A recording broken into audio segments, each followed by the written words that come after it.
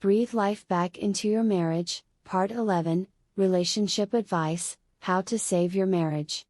Watch to the end as we have a new free PDF for you, I miss my ex-boyfriend, and I want him back. What to do, 17 tips.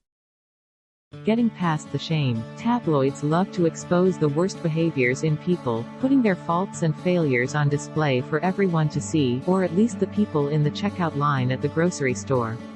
The covers of tabloids are always full of the latest infidelity scandal involving some well-known person.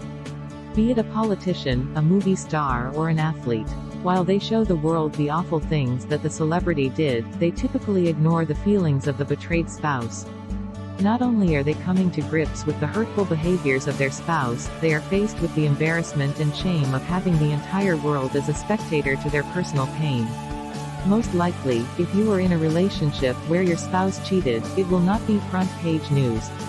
You don't have to worry about wondering if the neighbors saw the paper, if the reporters are going to follow you around, if your personal life is about to become fodder for public amusement. But the feelings are still the same, and your personal shame will feel very public. You may find yourself walking through a store and wonder if people could tell that you had been betrayed. Can your coworkers see on your face that something horrible has happened?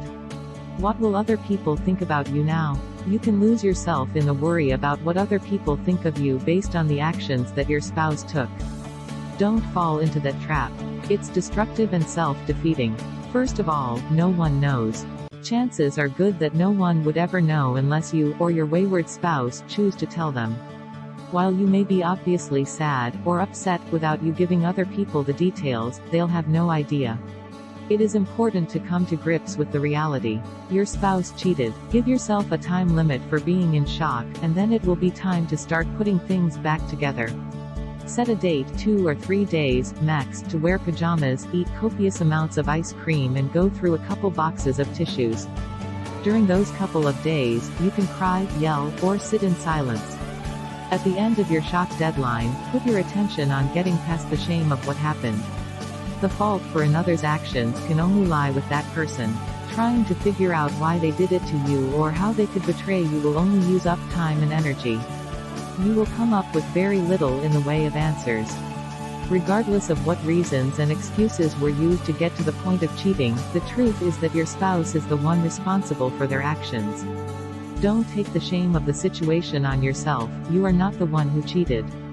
Once you have confronted your new reality and have worked through the pain of realizing it is not your fault, you can start to make changes and decisions about how to move forward.